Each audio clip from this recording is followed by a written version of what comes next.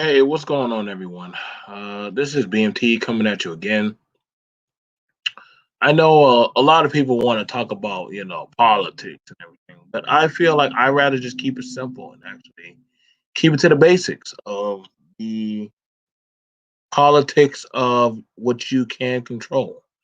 And you'll be like, what is that? What is the politics that I can control? And I said, well, I got you.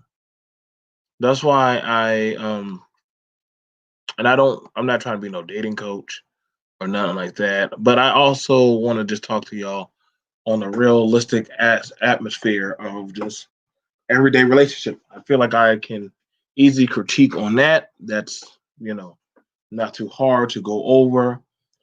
It's pretty much take it for what it is and actually let's roll at it. And for that aspect, I wanted to talk to y'all about the dangers of being complacent in a relationship. This is something that is very prevalent, that happens all the time. This is something that I myself had to learn the hard way, as well as other men and women. This is something that very much so defeats a home, a relationship. Why some people start to drift off and wander off, and we like to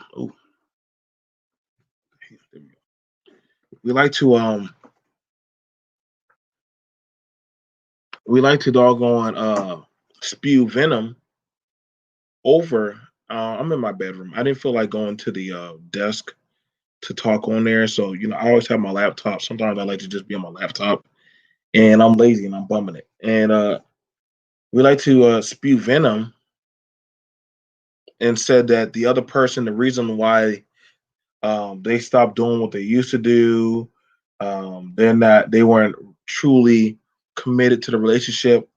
They never cared about us and different stuff. You'll hear all that. You'll hear all that when it comes to uh, you know, being in a relationship. But one of the biggest issues, one of the biggest problems that I see is complacency. I'm so serious. One of the biggest issues in a relationship is complacency. People get into something. They say that they want to actually work together or actually build with one another, but we start forgetting the things that we did to get that person, if that means anything. And I can tell you right now, I've had issues where I gotten really lazy.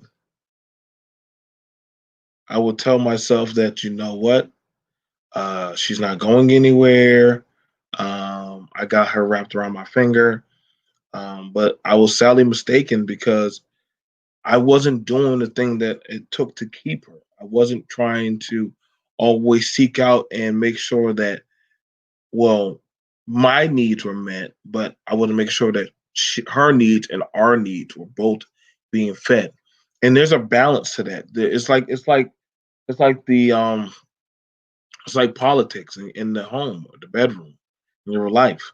And y'all gotta understand, people are so worried about trying to run the home, but one of the biggest issues that I always see happens is people don't try to um, worry about the configuration of their family. They don't, and that, for the love of me, that destroys what we are trying to build.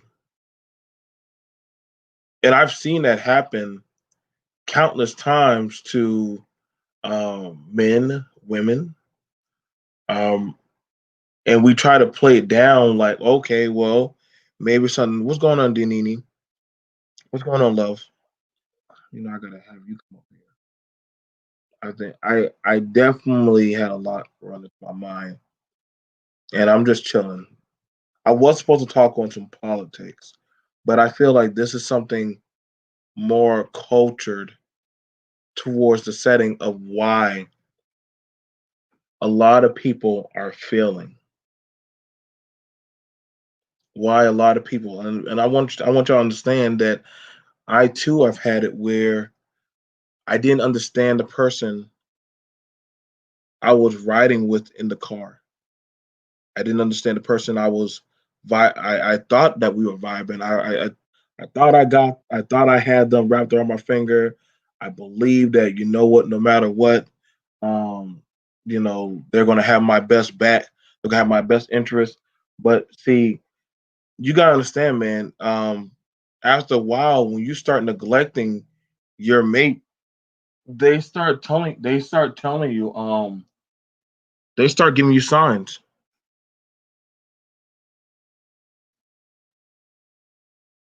Your mate starts giving you signs that, hey, I'm not.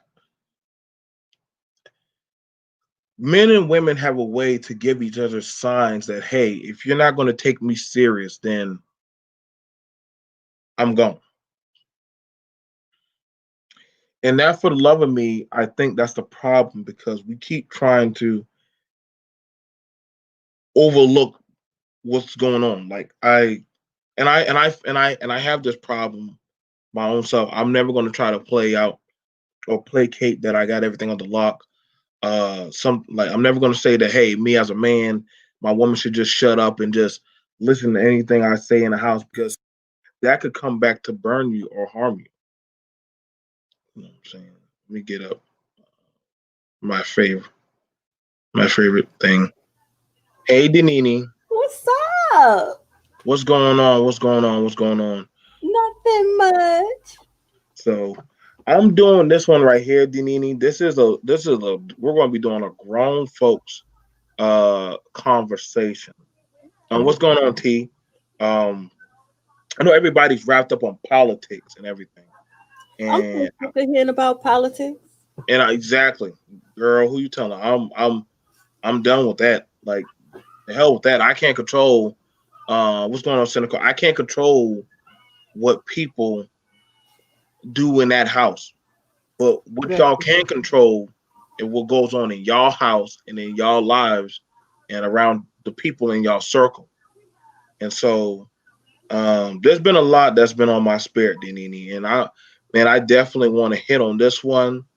Uh I was watching a man pour out online about, um he don't understand why his girl won't connect to him. And dudes are like saying that, man, she's gonna cheat on you, she's gonna do this on you. I think there's more to that. You feel me? But what you mean by she's not connecting with him?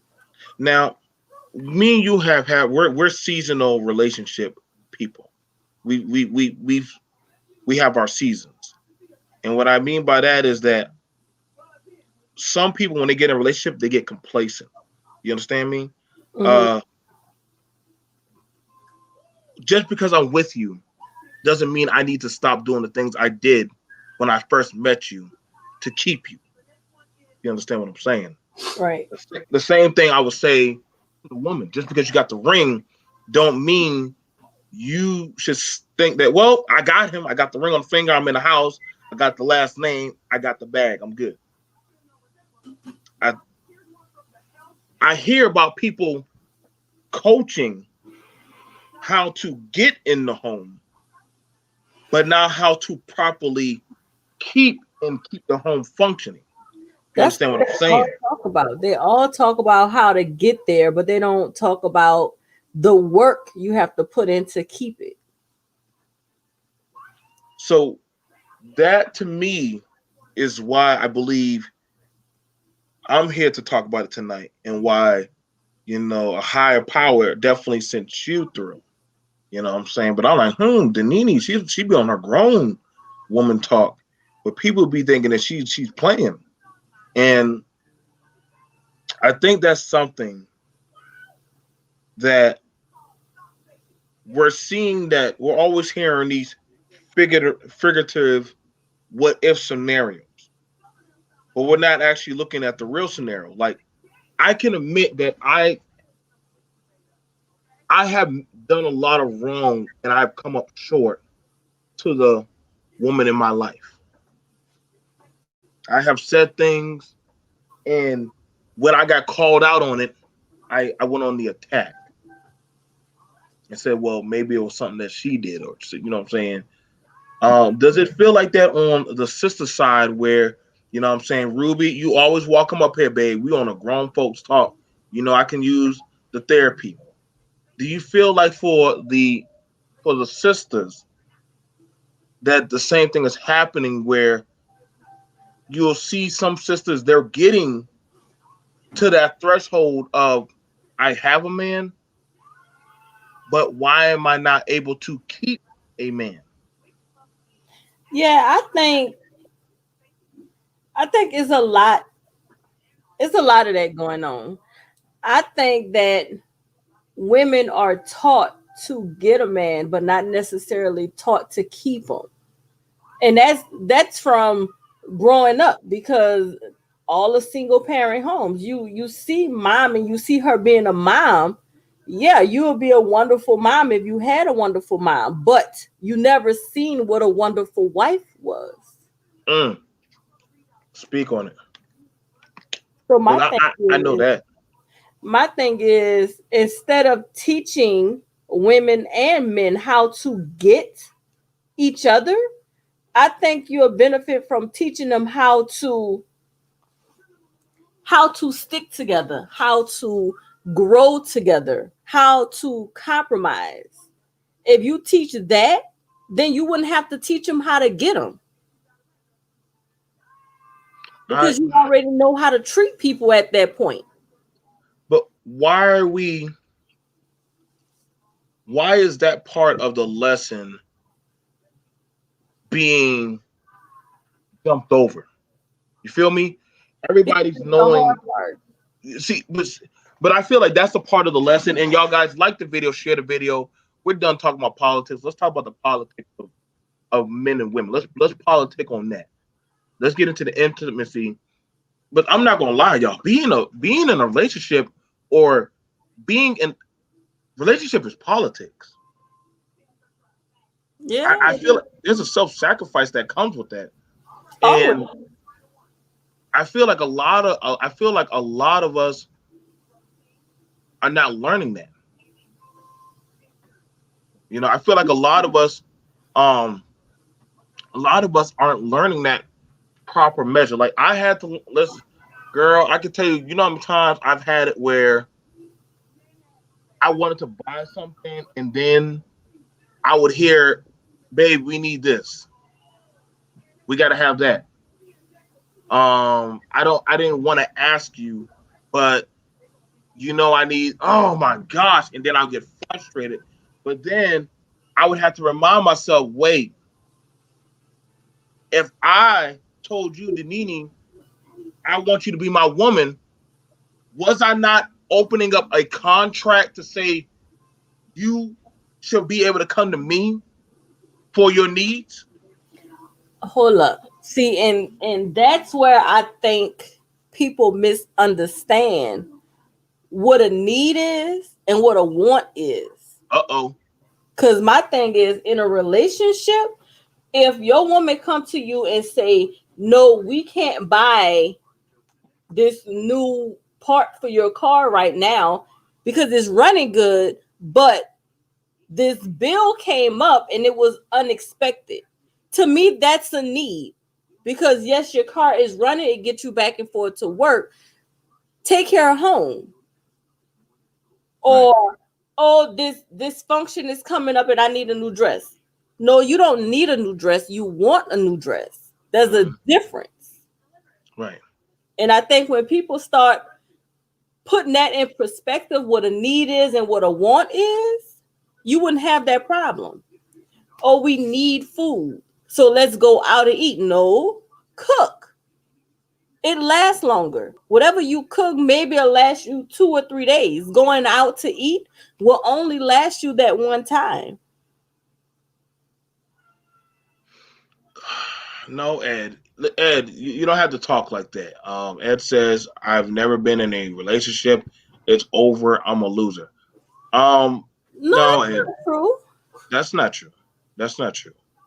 Um, I think the thing about it, y'all, and that's so true in what you're saying. Um, because like I said, y'all, we're gonna have some grown folks talk today, and I Why does he failed. think that though? That's the real question. Why does he think that? I don't know. Ed, you welcome to come up and talk with us. Like this is the very you're definitely talk. This is a very mature panel. Um, especially when I'm in this type of vibe. I got my dang sage burning in the back. I'm in my bedroom in my pajamas. You I know what I'm see the saying? We Mario got shirt. I'm in listen, girl, I'm in my vibe mode. Like y'all don't know. Like I'm I'm in the zone right now. And see, the thing about it is I hear a lot of fellas from the men's side telling brothers how to get pussy, but y'all not teaching men how to keep a woman. A woman, that's a different story. Getting pussy is one little category. It's not a big category, but they don't understand how to actually obtain a woman. And when I say obtain a woman, see, there's a difference between pussy and getting a woman. A woman, see, that's a different ball game. And I haven't really heard men talk about how to actually obtain a woman. Because when you're talking about obtaining a woman, you're actually playing on a whole different frequency of a field. But that's not their goal. Have you ever heard them talk? Getting a woman is not the goal. Mm, The goal is sleeping with somebody because they worrying about how much they pay for dinner and what they're going to get after dinner. So they worrying about, is she going to have sex with me? Or they worrying about the woman's or the girl's looks and how other people are going to see them and who they're with. right. That shouldn't be your priority because you can get any woman at the end of the day, no matter if she's 600 pounds, no matter if she 100 pounds. If you get that woman and you serious about that woman, because once again, you got to know her and maybe she is who you looking for, just not aesthetically, then work out with her, diet with her, do all this with her, and she's going to be exactly who you want her to be. Motivate Mm-hmm. her. But because she don't look the way you want her to look on the outside, no matter what's in the inside, you walk over her. You pass her up. Mm-hmm. Um, so one of the things before I'm about to pass it over to Ruby. I would want to tell you fellas, for me as a man, um, I've had my fair share of dating women, and after a while, I got tired because I wasn't really receiving what I really needed. When the last time, when I wanted to actually have the serious um conversation, you know what I mean? I'm talking about like when I'm sitting down in the car and I'm looking at my check and I'm like, yo, babe, like, what do you see yourself wanting to do in the next 2 to 3 years? See, then after a while, now I'm making her think because now she's stopping and she's actually looking at me. I'm like, well, I got plans I want to do. And see, when you start knowing your game plan, that means that we're about to go to battle. And the sad thing about it for me, and I'm only speaking for me, brothers and sisters, I got cocky because of the position that I was climbing. I'm pretty blessed where I'm at in my life. Melissa hasn't gotten there yet. Okay. I can openly admit I have had times where I have thrown my success in her face because I was in a position of power. And she's like, "Well, fuck your money. Fuck all this shit. I don't care." And you see, I have to tell you fellas, be wary of that because you could have a good one that's willing to go into battle with you. But once you start throwing your crown and your jewels in your soldier's face, that very well also means they can backfire on you. Where you may tell yourself if you that value of a guy, but you truly don't have that value of morale or opinion because the people that you want to actually look at you, but see, your value is surrounded by those who are networking with you and helping you build. Some of y'all don't understand what I mean. Because I get it, y'all can say, well, look at the amount of money I have. But the money doesn't mean a doggone thing to me. The people that I have connected to me and what we can accomplish and get done and build and you know what I'm saying, that I know I have that loyalty riding with me, that to me surmount that to me covers the distance. So you gotta work and build at that. I'm gonna pass it over to my sister Ruby. Go ahead, Ruby. Hello. Okay, so a few things. Please let me finish before you jump in. I see you down there. So a couple of things. The first thing I want to say is this, right? I want to address a few things that were said. So give me a minute, because Go a ahead. few things have been said. So the first thing I want to say, though, I'll jump in kind of in the place that you were, BMT, to say that value is in the eye of the beholder, just Mhm. like beauty is in the eye of the beholder. Right. So, because as much as we can say there are golden ratios and this and that, and objective standards and societal standards and whatever, but even then, preferences as far as what the ultimate beauty still vary from person to person, right? So, in that way, beauty's in the eye of the beholder. Well, just because we think that there is some objective list or some objective measure of what perfection is, and that we may meet it or we don't meet it, or we're close to meeting perfection based on some objective ideals of what a woman should be or what a man should be, that doesn't mean, that's not the reason why your spouse or your mate or whatever sees perfection in you, not necessarily. And so, a lot of people make that mistake. So, like, beautiful women make that mistake a lot, actually, when they get into relationships with people who don't just see them as eye candy. Right? You're not just my arm candy. You're a woman, so I see you as a person. And they're so used to trading on their beauty and thinking that their entire value is on how beautiful they are and how all the stars want to date them and blah, blah, blah. And they find a really good man who values them for who they are. And then one day things don't go their way and they try to use that beauty, right? They try to use that manipulation. And you know what he does? He drops her, right? Mm. Because he's not playing those games. Right? It's the same thing, right? A woman, there are lots of women who are going to look at you, and based on what you have or your bank account or whatever it is, they're going to value that.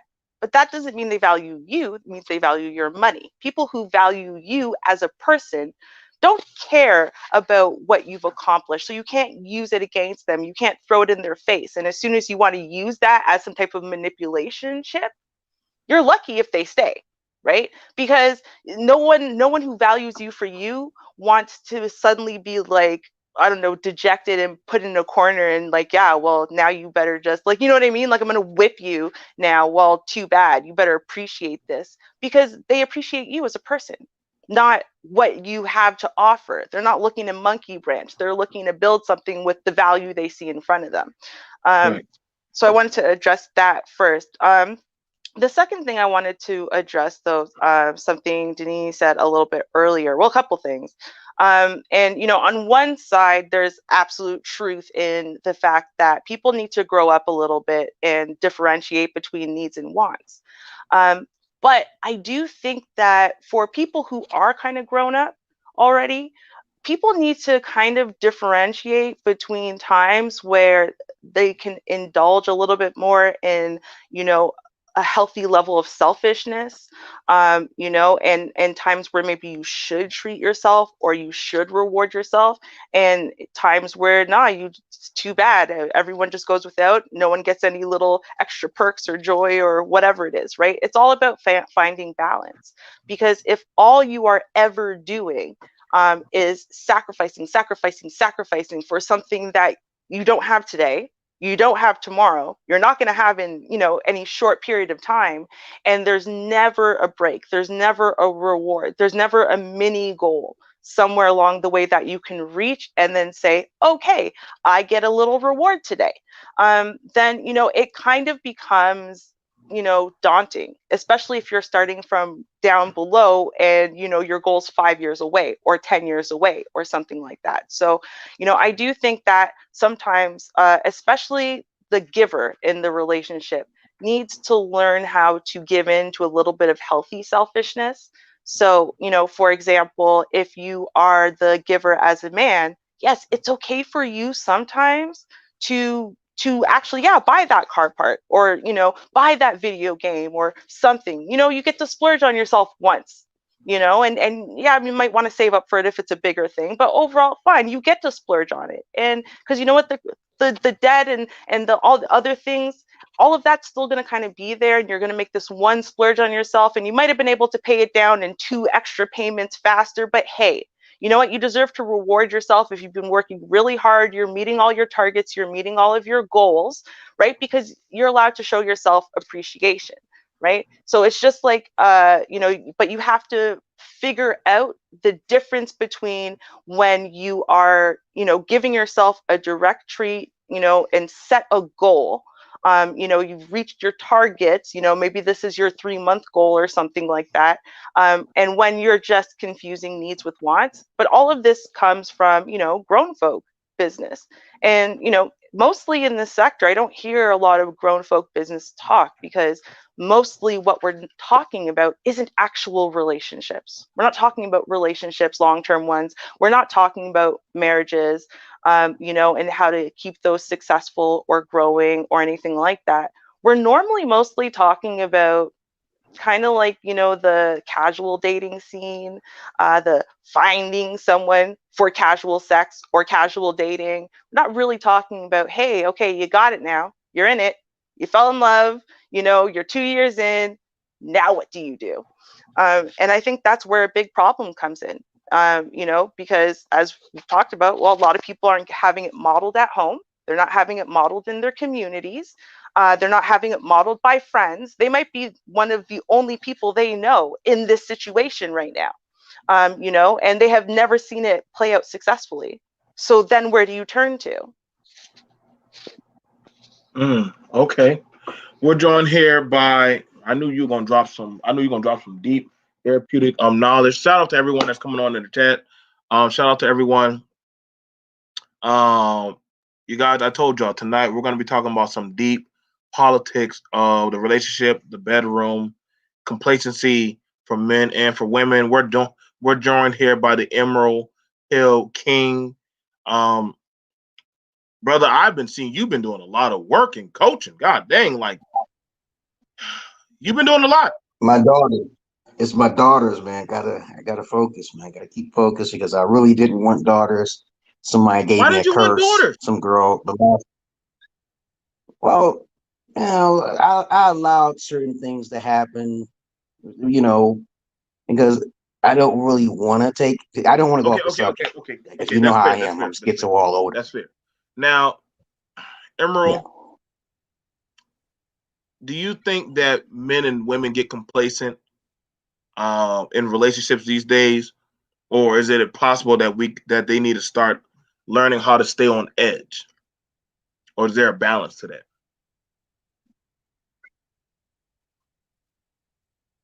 Nobody's really balanced because nobody really know themselves, right?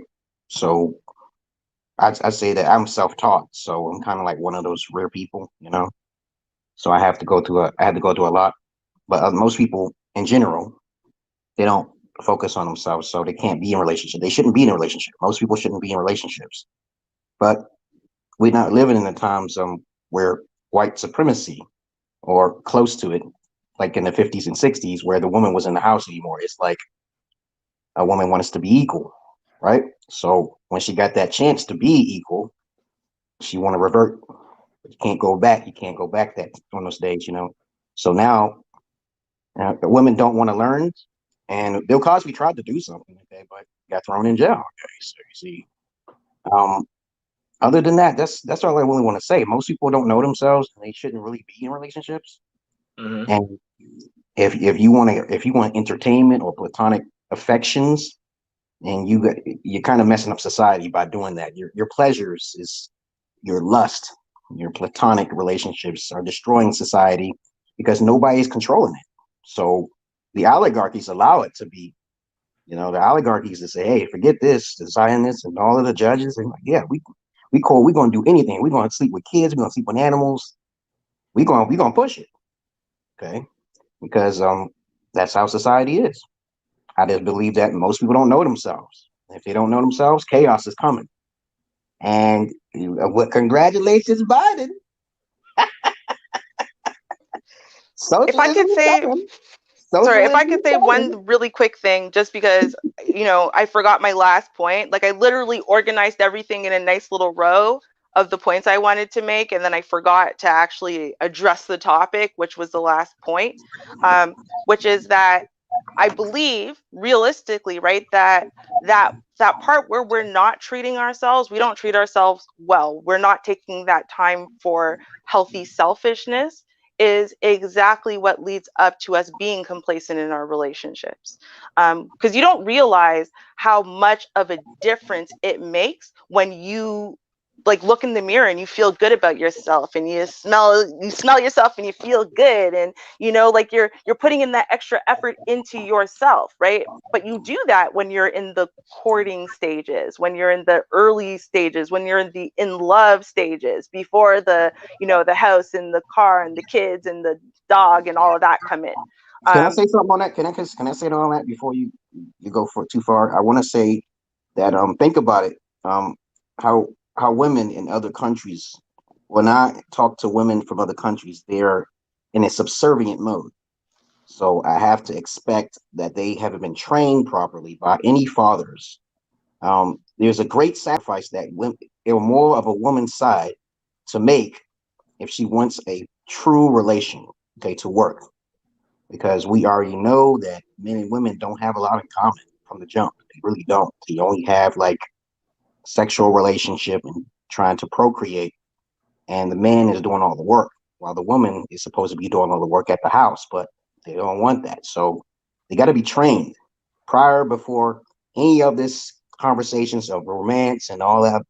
Got to be trained, because if there's no training and women don't want training, I'm focusing here on women. If you understand what I'm saying. I'm not trying to be a chauvinist. I'm just trying to say there's men out there too who are raised by single mothers. I understand that pathology, but they got to be trained too, Trained to do what? to learn how to focus on sacrificing themselves and to focus on who themselves are. Like, for example, let's say you lived in a foreign country, right? And your dad is not training you the proper way of how to treat a man. Okay, right? He's not training you the proper way. In Africa, during the days of Shaka Zulu and all of them, they don't. It's not about just one on one, mano di mano. It's a polygynous thing. Okay, that's human nature. That's man hear me roar. Okay, but if you haven't been trained, you can't. You Wait, wait, shouldn't. wait. You, What you is understand what I'm saying? you saying is human nature to be a polygamist? Yes, yes. For men to have multiple wives, I Where talk. did you hear that at? Well, that's throughout history. In history, and No, even no, in no. the But history don't say that it's human nature. well, I'm just That saying it's that's human that's a nature taught, because but that is well, a taught behavior. That don't mean it's human nature. Well, if you want to go on that philosophy, everything is taught then. So if you want to talk like That's exactly true. And that's okay. exactly what I'm saying. So don't say it's human nature. Human Well, I'm saying nature it's human is nature because we are all to animals. drink. That's human nature because you need that to survive. But you don't need multiple wives to survive. Well, You don't let me need explain. multiple lives to Let procreate. me explain. Let me explain that a man must have multiple wives in order for his family to grow faster, especially if he can support them. Okay, if you don't focus on, if you, a woman is not has no right to think of selfishness. It isn't in the Bible. It isn't in religion and everywhere she go. She has no right to do. Religion is also taught. Who is this?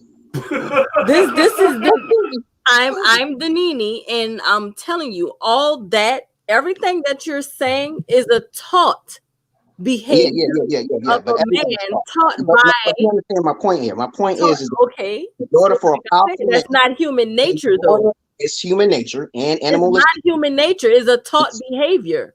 everything is a taught behavior. Everything is a human No, nature. it's not. Okay? We Everything are isn't a actually taught both. behavior. You You are not a eating, psychologist. I talk to psychologists. I get you my can information. talk to psychologists all I day. am not a pseudo person. I'm saying it's taught and it's a human behavior to want different desires. It's Okay. a taught behavior. And Okay, can this I is say taught, something?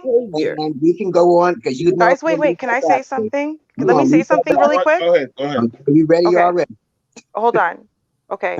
So now this is based on the evolution of the species of humanity plus the evolution of all mammals in general. And so some of the ways that they try to figure this stuff out in our evolutionary history is by determining what current species do, and then they measure things like, for example, the size of your testicles in relation to your body. um, and so based on that, they can posit a few things. So one of the things that they posit about humanity, for example, is that from the majority of our existence, we have not been monogamous in nature. Now, with that being said, for the majority of that, we have been multiple men to, well, multiple women, but like not like in the series of like, okay, think about it this way. If the species starts to die off and you suddenly have much less women than you have men, women are the most important commodity you have, because without women and without enough women, your entire tribe is going to die off. It's going to die off altogether. So that means you have to protect and preserve them. And on top of that, each individual woman actually must produce more than just one type of child. As in, she has to produce a whole bunch of half siblings. Why does she have to produce a whole bunch of half siblings? Because we know what happens when incest happens. And so if there's a very limited amount of women with a lot of men, that's what's going to end up happening. If you go the opposite way now, and so, hey, well, women are around in abundance, men are around in abundance, but resources is now we're looking at resources as far as, well, the landscape is difficult, and resources are hard to come by, safety is hard to come by, and whatever.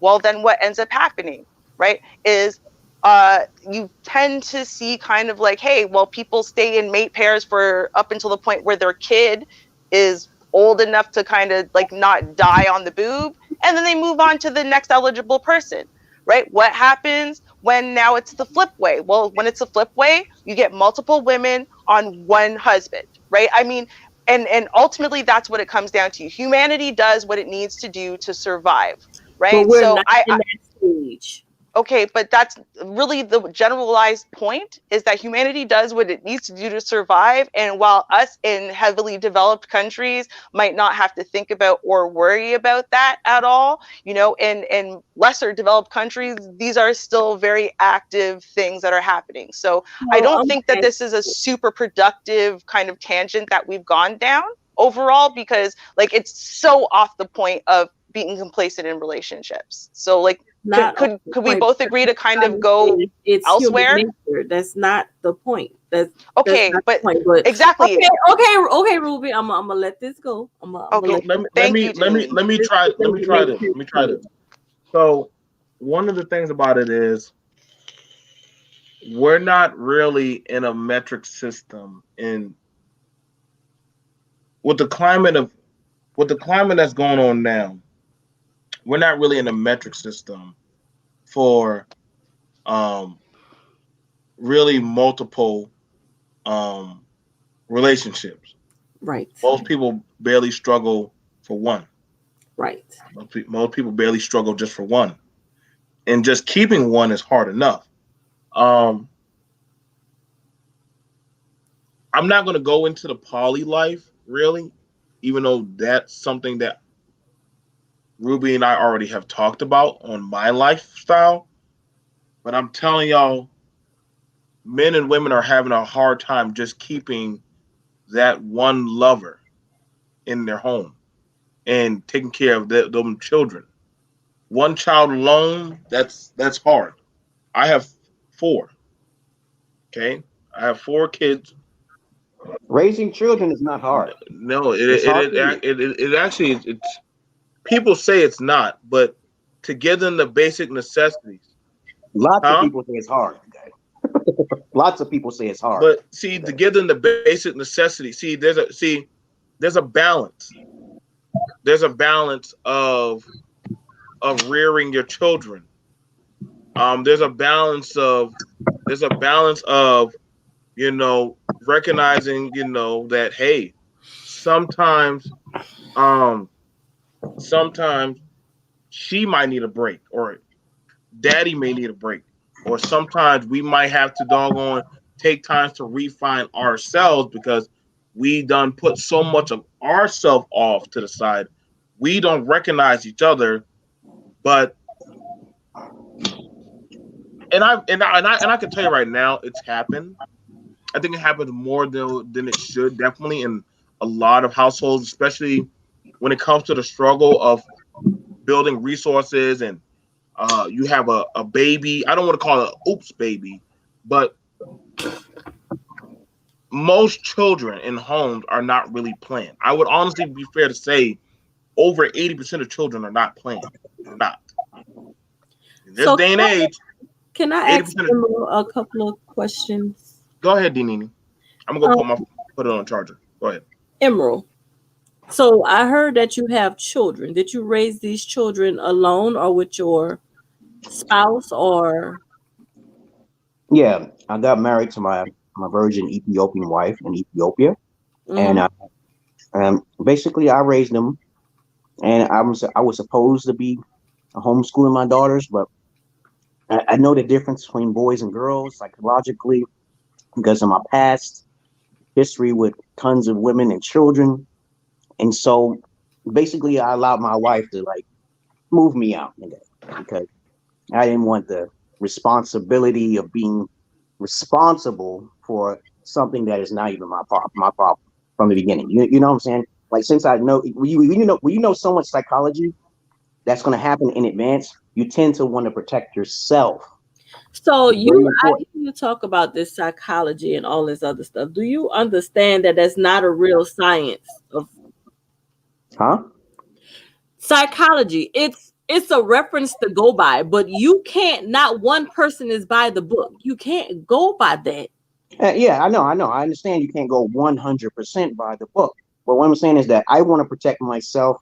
I know how to raise children. I'm an expert at teaching, being around children and stuff like that. And so I don't want to get involved with me being at fault. So I had allowed my wife. I know how to take care of children. I'm good, very good at it. So In my past, I used to be a babysitter. I used to do lots of things. With that being said, BMT, I'm not going to participate in this conversation because I can see me going there, and I know I don't want to ruin your stream because you know how I can get. I know, mamas. Okay. Because he's saying that raising kids are easy, but you just heard him say When he felt like it was going to get hard for him or he was going to make a mistake, he passed it on to his wife. So he can sit up there and say raising kids is easy because he wasn't there for the hard times, for the No, no, difficult no. Okay, I times. think you misunderstood. When Hold, you hold on, hold could on. I have do done take care of something my wrong, kids. you passed it I along. You do. can't say that's Wait easy a because minute. Wait a you minute, stepped Anna. out on Wait a a hard minute, part. Nina. I forgot to mention one thing. I forgot to mention one thing to soothe your anger because I think you misunderstand me. I am taking care of my daughters, but my wife and me are separated. That's all. Okay, because my wife did something Still wrong. passed along something that you felt was difficult. You passed No, no, no, no, no, no, it no. You're not understanding. You're not I understanding. understood exactly I what am you said, and watching that's my what you daughters. said.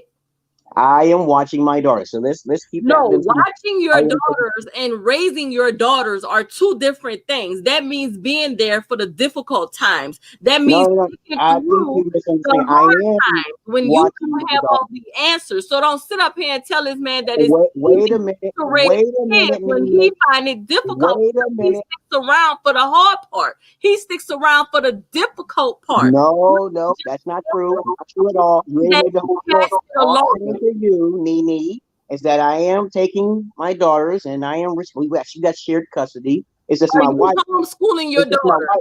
Wait, listen, Because you listen. just said you was not. Woman, be Passed quiet. it Just along. be quiet for a minute. Shut up. Shut up. I'm Before I get just loud. going about what you Yes, said, I and now said be you quiet. I trying to said be quiet. justify. I said, No, listen, I heard what Go you ahead. said Go. What? you're getting upset, Nene. Calm down. I'm trying to because explain you're to trying to you. change what you said when I No, I did heard not what change you what I said. said. I'm watching. I did not mention to you quickly enough because I have custody of my children. Sure, I'm not saying it's difficult, but I'm just saying just in case I should protect myself because I can foresee things occurring. My wife and me are just separated. That's all. We have custody. It's pretty easy for me to watch them over my place, right? So Protect yourself from what? well, Making for my wife, mistakes with your my wife. children?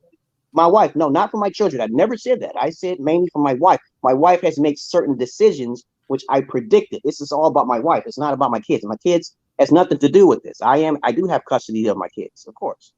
But it's my wife, okay, who had made certain unstable decisions and she has to rot in her own suffering because of what Okay. she did. Okay? So let me I'm watching my kids. They don't have hang on. anything with the kids being homeschooled by you or your wife. What you just No, no, no, you're not hearing me. My wife made certain decisions I heard what you said. to take that power out of my hands. So I had said, No, okay, you said you decided not to yeah, homeschool your girls, not your wife decided to not let you Here, home. no, here. listen, I decided to, I Emerald. wanted to Emerald. home, yeah, Let me switch off, okay? But I want to do the show with Dinini, okay? Are you okay. gonna be free tomorrow? Yeah, sure, I'm gonna be free. Let me do a show with you tomorrow, okay, family? All Let me right, do a show with your family, okay? All right, there we go. all right. So that way I can keep the peace, okay? So I'm gonna do this show with Dinini and Ruby. Uh, I'll do the show with these two, and I'll do a show with Emerald tomorrow on I don't want parenting. you to kick him off or anything like that. No, It's no, just no, no, no. It's fine. It's fine. It's fine. It was more so of a BMT. We have different members, so our members, believe me, they hit up my phone very quickly, and depending on how the flow was going, like I said, I'm not a one entity. I'm not. BMT is actually there's 7 people on the board, but they decide how they feel.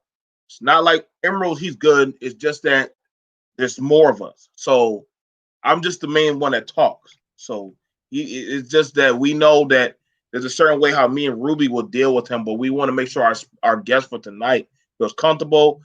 Emerald's always good. We just want to keep it copacetic, but I definitely want to Yeah. keep it in a good space and a good vibe. Yeah, you Um, can't listen to him or like respond to 97% of what he says because it's inflammatory and bullshit and there's no point. But like, I understand why you want to. I used to. I don't anymore. I just let him talk and then I just go back to the conversation with everyone so else, or I'm going to end up killing myself one day because he drives me bonkers. So I totally understand why you're like, wait, no, this doesn't make any sense. A lot sometimes just doesn't make sense. just so just right. So don't think I don't want y'all to feel like any type of way. It's like y'all gotta stand like listen, y'all. When y'all see me roll up my hair, that means I'm tired. I want to be in my good space. I want to keep it copacetic. And Yes. I'm telling y'all, I apologize. no, you're good, Deneen. You're good. You're good. I want you to come here, mamas, and get to chill with us. Like I told you, this is a co-ed channel for men and women for us to talk and actually have the conversation. Y'all gotta understand that is also a key big factor. A lot of y'all fellas and ladies, y'all gotta understand when kids come into the algorithm or other factors, complacency does take place where you take the baby. You can't do that. I can't. There's there's there's not really a timeout in being a parent. There's not really a timeout in being a husband, a lover, a wife. There's no timeout. There's once we start, we on game on, Yep.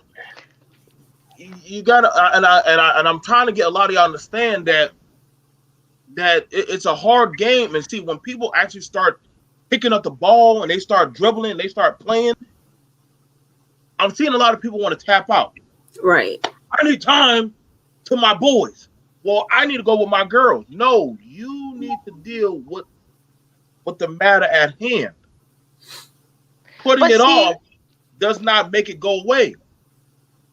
no, but you're right. But see, this is, again, life has to have balance. Otherwise, that's what's going to happen. I mean, it doesn't matter what you're doing. If you do not have that balance where you do have healthy selfishness, a healthy selfish act you give to yourself, to give yourself solely you something, then yeah, you're going to experience burnout. And it doesn't matter what it is that you're accomplishing in life, or whether it's in a relationship, single, trying to pursue a goal, trying to build a channel. It doesn't matter what it is, you will. So you actually, and see, this is where I said people have to learn, A, where that line is, and B, then how to do it. Because a lot of the people who have the hardest times figuring this out are on the two opposite ends of the pole. The people who are too self-sacrificing, the people who are too selfish, right? What is a healthy selfishness?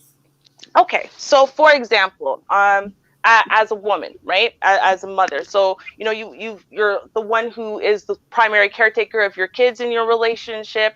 You might also be working full time or part time. Your kids always come first; they are always the priority, right? But let's say once a month is your day for the salon, right? Your husband or your boyfriend knows that, or if you're single, your mama, everyone knows that. You know what? The last Saturday of the month is your salon day, and that is you giving yourself a break and a treat and whatever, and you get to do your hair and you get to do your nails and you get to chat with the girls at the salon, and you just get to feel, beautiful and pampered and selfish, and just, you don't have to worry about anyone else for that. I mean, damn, at our salons it could take 6 8 hours. You know what I mean? The whole 8 hours, you don't have to worry about no one but you. And then that allows you to kind of recharge your battery. So now the whole rest of the month, the next month, you're going and you're sacrificing for everyone and putting everyone first and everything that you're supposed to do. You know what I mean? You have that kind of that gift, you're going to give yourself once a month. So that's healthy selfishness. But life don't work like that, right? Oh, it absolutely can. And so that just depends on now how you are organizing and building your life. And so, Okay. So, Ruby, I'm gonna ask this: Are mhm, you married? yes, Do you have children? no.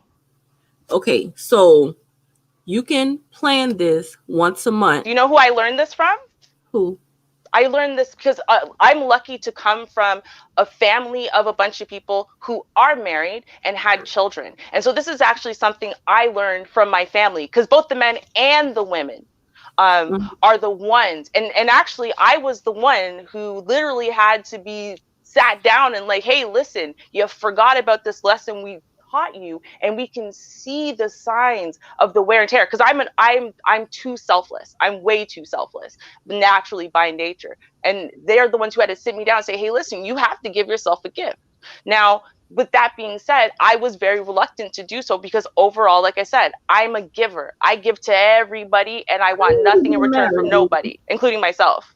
How long you been married, Ruby? 11 years. Okay. Well, I do remember you, and I don't remember that part. But I'm gonna tell you this: that one Saturday a month, that selfishness, life don't happen that way, because it would be that one Saturday a month where your child gets sick, where family needs something or something like that. It don't work like that. That I understand the selfishness, but when you have family involved, meaning husband, kids, what if husband have a work trip that weekend and just can't give you that out? Life. Do you see how see what you're saying though? What you're saying is that everyone else can sacrifice you. Right? So you sacrifice for everybody and nobody can sacrifice for you. And that's where this concept actually comes in. It's funny because actually in premarital counseling, another, with my pastor, whatever, exactly the same thing came up in the 5 love languages book and another book on marriage. I can't remember, they gave us these things come up because see, the thing is, right, again, if you're the giver and you're the primary caregiver in relationships, especially, and that normally falls on the woman, let's be real, right, then you're used to that. And so you don't think it's okay for you to draw that line and for that line to be non-negotiable. Non-negotiable. You give to everybody else. You're only asking for 8 hours on one day.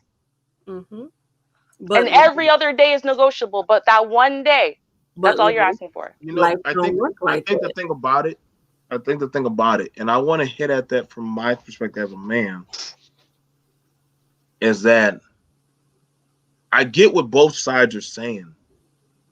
And the thing about it is I have to force Mimi to leave. Like, I got it. Because her mindset is always on the family. Exactly. Right. I've never known, like, she gets angry if I go out to eat rather than telling her I'm hungry, because she feels like she failed me because I did not come to her. Right. Yep. In the same instance, it goes vice versa for her. I don't like when people try to insert themselves in my household authority. That's the quickest way to get your head lopped off. I've checked a lot of people. Granddaddy, grandma, anybody, pastor, don't matter who you are. Exactly. My tongue does not hold back when it comes to what goes on in this kingdom. That's my woman. That's my children. This is my house. Even down to the dog.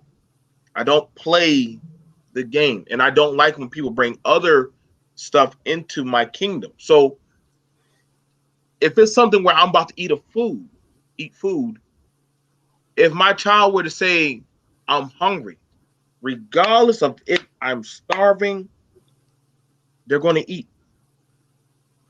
They're going to eat. Even if I'm hungry.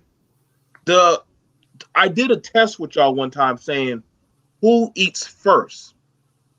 A lot of dudes in the manosphere said, the man.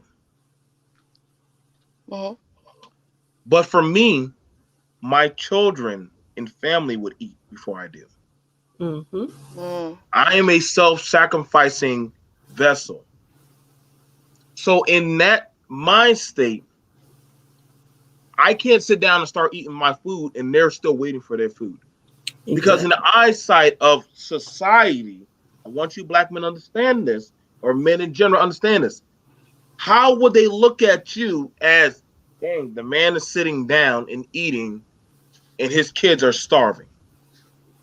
But see, a lot of people, and I'm not saying men and I'm not saying women, a lot of people don't know their roles. If they want to go by history and what's been happening, When a king walk into the room, yes, his plate is already on the table, but all his people are all sitting at the table with their food too. No one starts eating until the king sit down and eats. Right. But they're all eating together. He's not eating while everybody else is getting served. That's not how that works. They all eat together. There's not a first. This person eats first and then this person gets whatever's left over. It don't work like that. And just with the sacrificing your day, your selfish day, life don't work like that. And if you and your partner discuss this, then that's selfish on both parts. You can't plan things like that. Yeah, he can be nice and give you a day spontaneously, and I guarantee you, you would enjoy that day more than this planned one day a month. I wouldn't personally, but I don't really like spontaneity, but I understand your point. But I'm going to add in and see, here's the thing. When you don't plan that day and make it concrete in stone, especially if you're a giver, that day's never going to come. It's really not, or it's going to come too infrequently. And see, here's the problem. What people don't realize is that, again, that burnout is real. That resentment, that subconscious resentment you don't even think you're building up is real. And so what ends up happening is you're going to take selfishly some way or another from the relationship or from the household or something in some negative, dysfunctional way eventually, unless that pressure valve is released. And so this is why, again, first of all, if you do actually have it on a regular basis, not every week, it doesn't have to be that often, you know what I mean? And it doesn't have to be 8 hours at the salon necessarily, right? I'm just thinking about a lot of the choices that the women that I know make is that, but now with that being said though, when you have it on a regular basis, first of all, your body, but also your psyche get in tune with that once a month. And so once that actually happens, it's almost like how you adjust towards having a 5-day work week, right? So you work for 5 days and then the weekend's so refreshing. And then Monday, you're like, oh, it's kind of hard getting back to it. But Tuesday, you're raring to go again. You're good. Why? Because you got a break, right? And so actually it does increase happiness levels and productivity. And actually, it actually also increases success when you actually do reward yourself at regular intervals. These are statistics. Now, hang on. Now, a good question was asked. Shout out to Yellow Rose of Texas. And I want to pass it around. She said this, and I want y'all to put it in this perspective of relationship. Let's put it as, if you don't eat or get what you need, how can you take care of your kids? Or let's just say, how can you take care of your people? I want to give short answers. I really don't get that. I mean, how does she get that from serving the man first and all this other stuff? I don't get that. And then that 1 day a month thing can be a 1 day a week thing. That don't mean it has to be every Saturday of the week. I mean, right. It comes and goes. And if you had a partner who was just as giving as you, it would be more than a once a month thing to be selfish. That's what I'm trying to get at. Yeah, but see, if you're just as giving as your partner and you're a natural giver, you don't need it more than once a month. You don't want it more than once a month because you love investing in your family, right? See, and you know what? I'm gonna let you have that, because I mean, it's just you and your partner. It's not you, your partner, and kids. Well, my best friend and her husband practice the same thing. He's a pastor. She's obviously the first lady. Plus, they both work, and they have 3 kids, including a newborn, and they still do it. So, I don't know. I mean, when the newborn gets sick, what happens? Do she still take her day? Yeah, and he still takes his day. Okay. Because that's not negotiable. See, that's the thing. You don't disappear. Children. You sacrifice for your children. That is negotiable when you have children. And to me, a nurturing mother who knows her place would never leave her if you're single. Sick. If you're single. If you're single, I understand why you'd say that if you're single, but if both parents are right there, then you know what? As long as one parent is available, which is normally what happens if the kid's home all week, at least one parent's got to keep going to work, then as long as one Oh parent my is there, God. that kid is No going to be problem. okay. No. Let me answer it. Let me answer it in my. I'm gonna answer from me. To move it. Um, yeah, I could always get my food first. My children usually when I'm off to myself, working, doing stuff, gaming. When I'm off, yes, my kids do seek me out. I get what y'all are saying. I get what y'all are saying about that. But let me explain to y'all the gratuity of the respect um why the respect is garnered. See, this is the thing. This is one there's I don't mind putting my family before me. That's why I never had a problem with loyalty from my men and my family and my people. Because my people are my extension of myself. They just are. And so, yes, I can always eat. I've always had that option. I choose to put them before me. Now, other people can say, yeah, as the man, correct. You can say that as the man. But do you have that type of garnered loyalty? Now, I finished my career. I finished my season of everything I wanted to do. Now it's her turn. Now she's going to school. She's about finished with her schooling. She's about to graduate and all X, Y, and Z. It was hard. Oh yes, damn sure it's hard. See, no matter what y'all want to say in a relationship, somebody has to have a give and a pull. There's a give and a take. Y'all two understand what I'm saying? With a give and a take. Hmm. And I asked her, "Do you want to go to school?" She said, "Yes, I wanted to go to school, but I've been busy with the children. I got you. Hmm. You go handle that. I got it." And Hmm. it's been a climb, but that's the stoicism of being in a relationship. I can't like the complacency is when you're saying, "I got mine, I'm good. I got the girl, I'm good. I got the guy, I'm good." No, no, no, no, no, no, no.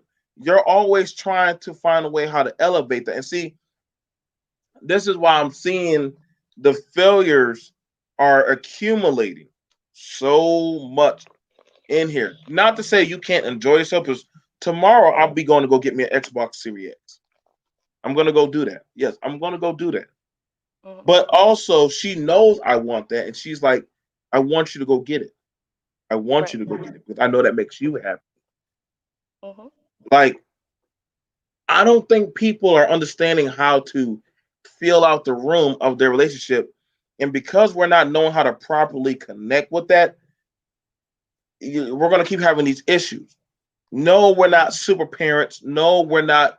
No, as men and women in a relationship, we do get tired. But I'm seeing that we're having a problem of forgetting how do we keep that person smiling. Hmm. Fellas, y'all forget when a woman has a child, she's not the same woman. She's not. Literally, her brain She's not actually the same rewires woman. itself. Yep. Okay? Ladies, I know he looks stoically strong. He looks like he's in his zone. But I want you to understand a lot goes to that man's mind when he leaves that home and he has a whole thing. Like a lot of things start shifting through a brother's mind when he starts taking on responsibilities of having a woman say, I am putting my life in your hands. Now, fellas, I know some of y'all have never heard that, but there's some power in that some fellas take for granted when that woman says, brother, I literally trust in my life, our kids' life, my lifestyle, 18 to 20 years of my life. in you. And some people use that as leverage to dangle over people's head. And now we're at this state in society or relationships where people are like, hell with that. No, I don't want no part of that. I don't want, I'm not going to have, I know some ladies like, why would I want a man to be over me? Because I know, and I say, why? Well, why would you say that? Well, I know how men can be.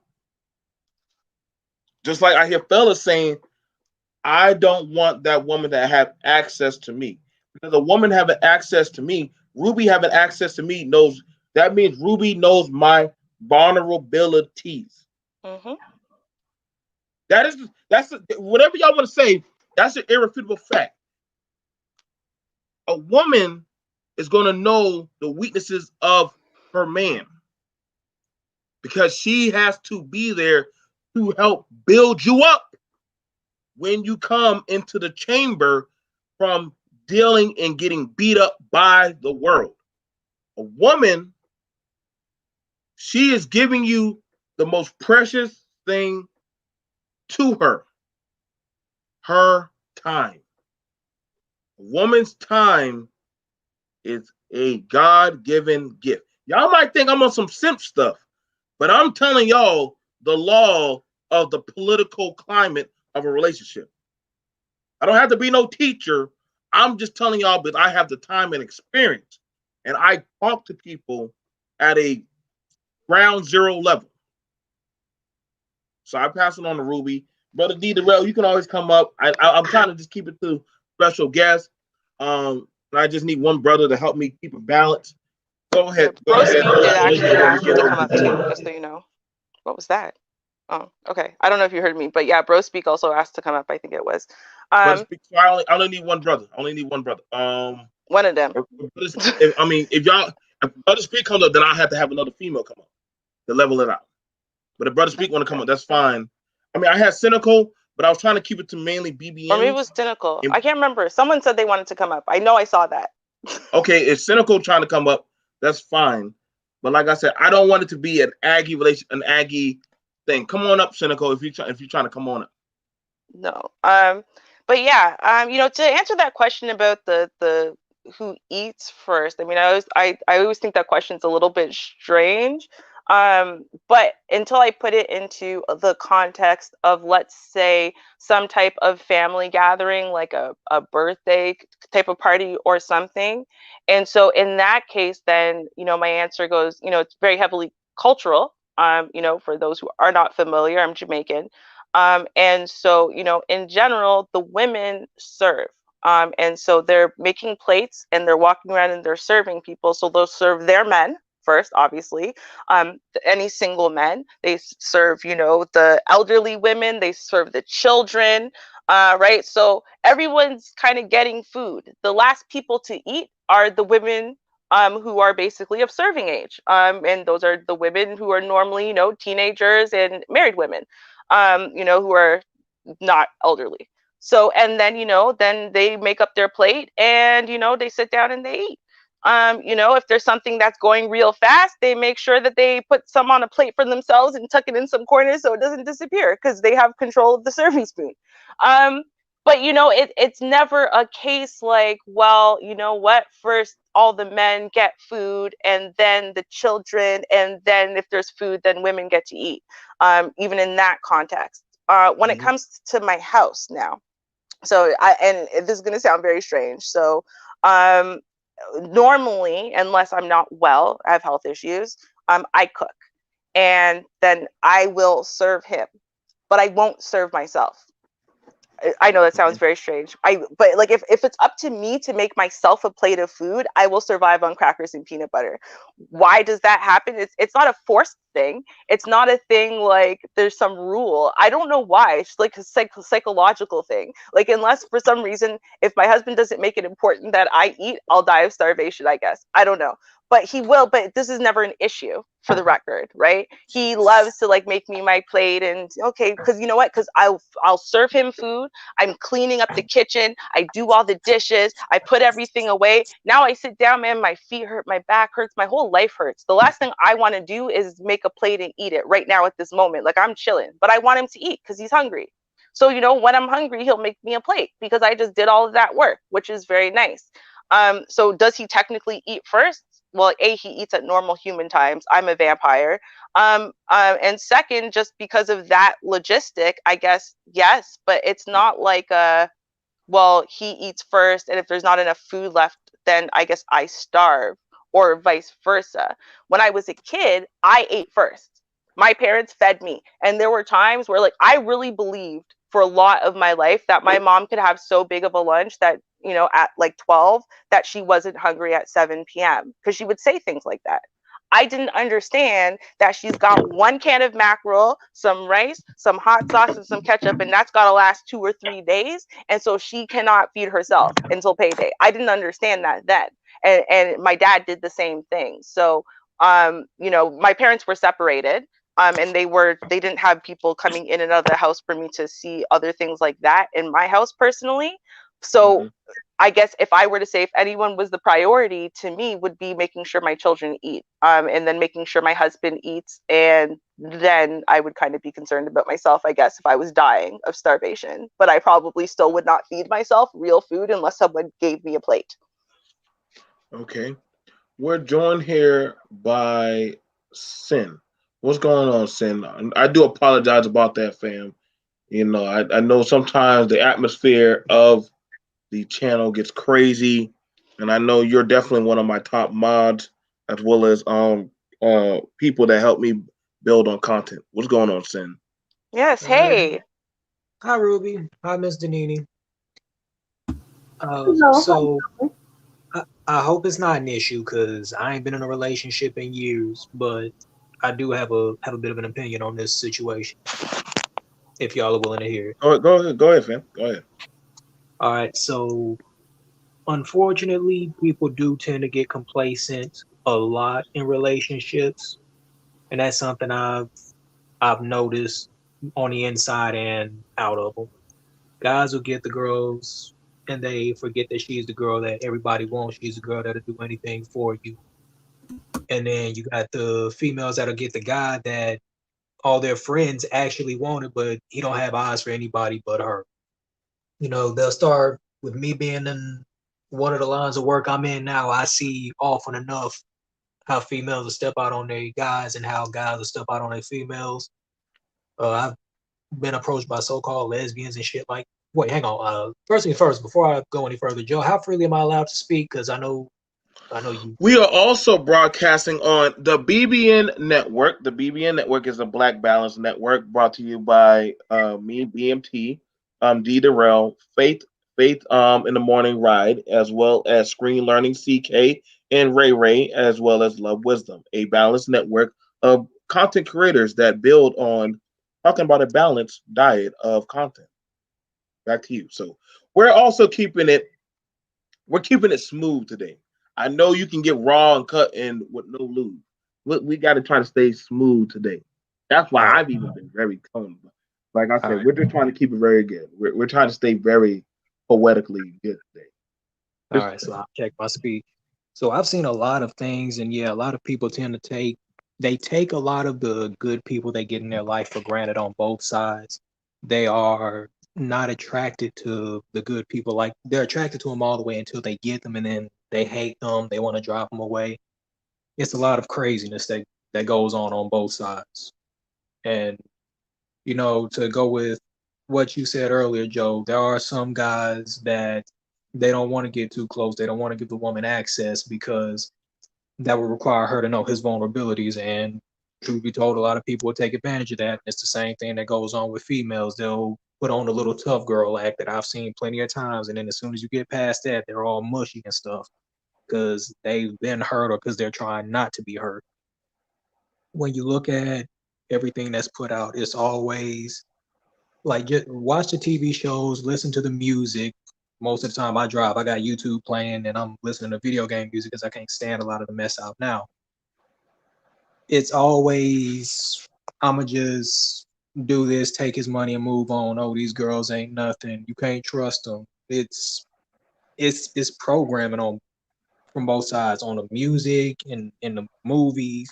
Yep. And then it gets to the point where it's like a reflex. It's like how, some people when they get used to, like, I've had situations where I'll instinctively lash out at somebody if they touch me a certain way. It's kind of like that. They'll see something or hear something and automatically go back to that, just like it's at the snap of a finger, and then it just turns into a battle of reactions because both people are like, I'm not gonna get hurt, or both people are just trying to use each other and see who can get the most out of the other person without paying out. But if you're not willing to risk a loss, you're never gonna win. And that's at just about everything. Now, Facts. I want to ask this question of Denini.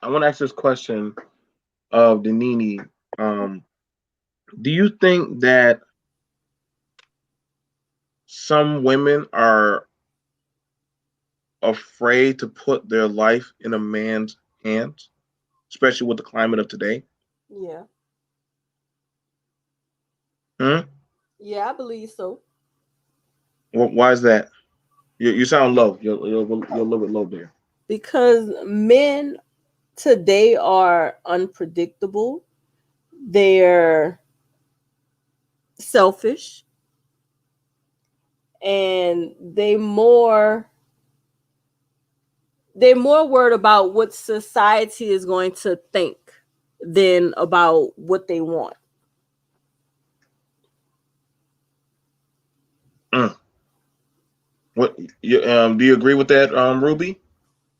Well, I mean, I agree, yes, that women are afraid. I would add to that um, see, here's the thing, right? And I mean, we have these discussions all the time on women don't submit. Like it's this very surface concept where you demand and then she surface overtly says, okay, sure, I'll submit to you. Or, becomes a very, submissive personality type or something because it's so confused. When it's not understood that, it's an internal thing from her internal woman, and that his internal man has to basically command that, right? From because if his internal man is already leading her somewhere, then she has a direction to follow. So I think the problem is that a lot of women, I mean, especially when we're younger and we're learning relationships, but in general, you have a lot of issues with this idea or this concept that I think some people think that it's like you find a woman and then you lead her, not like you're already leading somewhere and then she jumps on the train or she doesn't. She's either heading in that direction with you or she's not. So it's like because there's that lack of understanding of what a woman is looking for, like, yeah, damn, I wanna follow you. Where are you going? Well, I don't know, but if you follow me, then I could figure it out. Well, that's not very reassuring. I don't want to give my whole life to somebody, you know what I mean? And say, hey, listen, I'm connecting my whole life to you and I'm putting my trust and my heart, my love in your hands, and you don't know where the hell you're going. Because that leads you off a cliff. Sorry, RBR, I'm using your sentence, but it's true. It leads you right off a cliff. Mhm. And once you have yourself led off of a cliff in one way or the other, maybe it's an abusive relationship from a man who's either hurt or confused or frustrated or whatever it is, or it's just a man who is toxic in some other way, or a relationship that brings out toxic sides of you because you're so frustrated or disappointed or whatever it is. Then you start feeling like, well, hey, why would I do this to myself? It's kind of like that movie, I Could Do Bad All by Myself. Mhm. That's what the feeling is I could do bad all by myself. So I'm not going to go pick someone else up. So that way now we're going to do bad together and it's going to hurt twice as much because between the two of us, we should be able to move at least a little bit more forward than I could by myself. So I think there's a lot of that feeling without a lot of understanding from both sides on how do we resolve that feeling?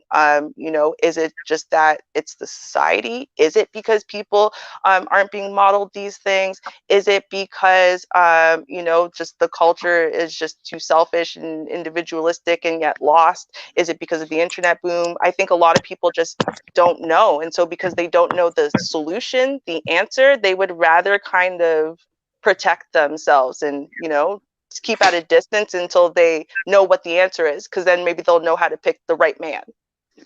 Could I add on to something Ruby said? Go ahead.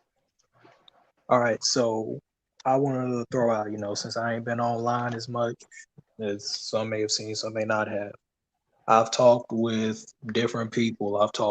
I've sat down and actually talked with dealers. Joe, if I remember, you said you used to live in Atlanta, right? Mm-hmm.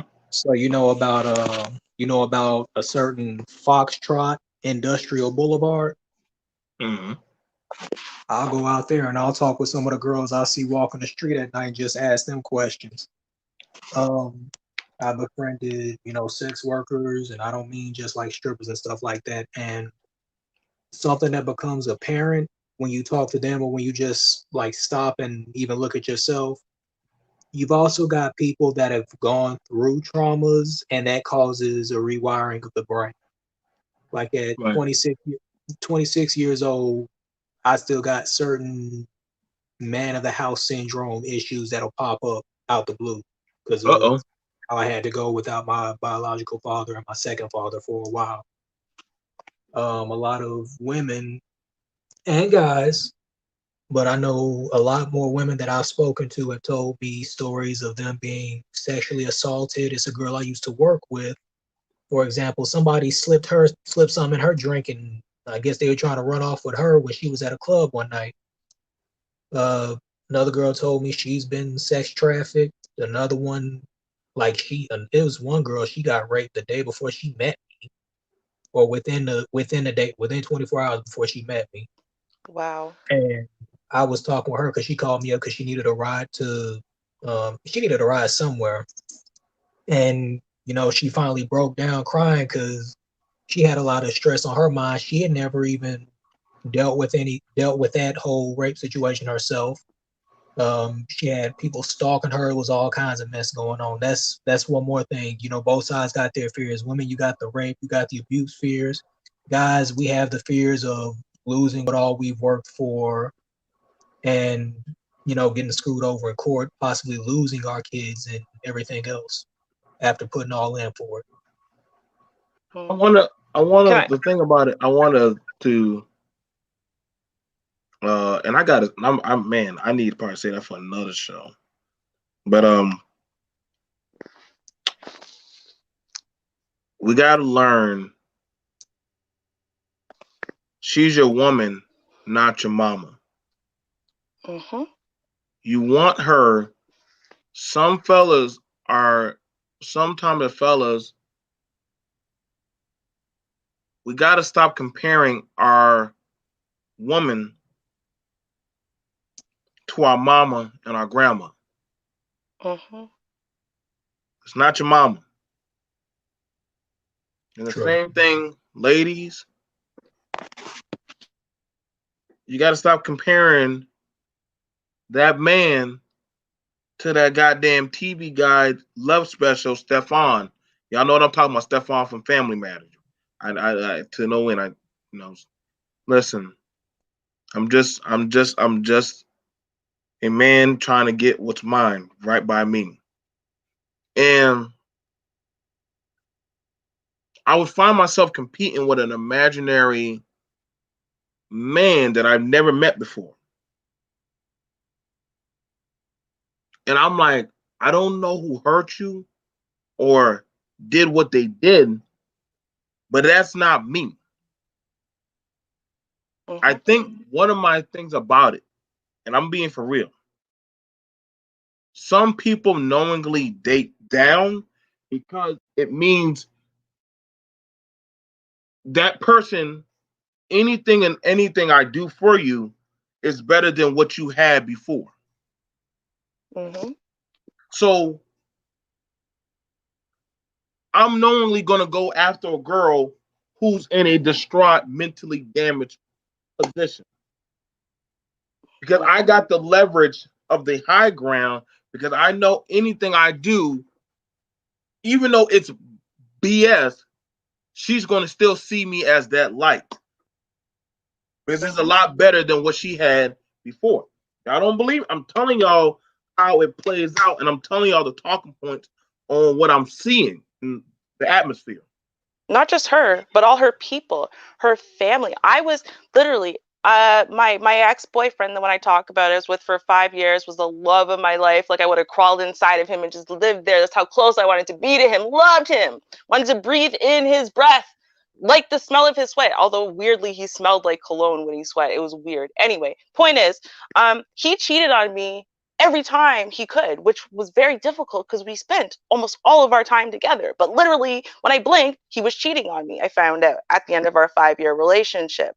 Now, the point of me saying that is there was two issues that came up, and the first one is that every girl before me and the girl after me, he ended up marrying, they were all very, very big. Like the chick that he ended up marrying, she was as big, wide as she was tall. I swear to God, like the chick was short as hell. She was under 5 feet and she was big and she was not that good looking. And but that was his trend. And like every time he told me stories about all the girls before and after me, they were all overweight. They were girls who were really insecure. There were girls who had gone through so much with bad guys and bad situations and bad whatever. And so he was a godsend. And he got so much praise from everybody. Like he was God's gift to women in comparison to what these women had had before. And, honestly, looks wise in comparison to the girls. And he loved being showered with that.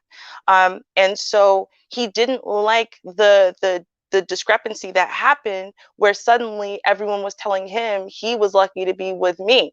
But he stayed because my family, who we were on the outs at the time, my family loved him and worshiped him and thought he was the greatest thing ever.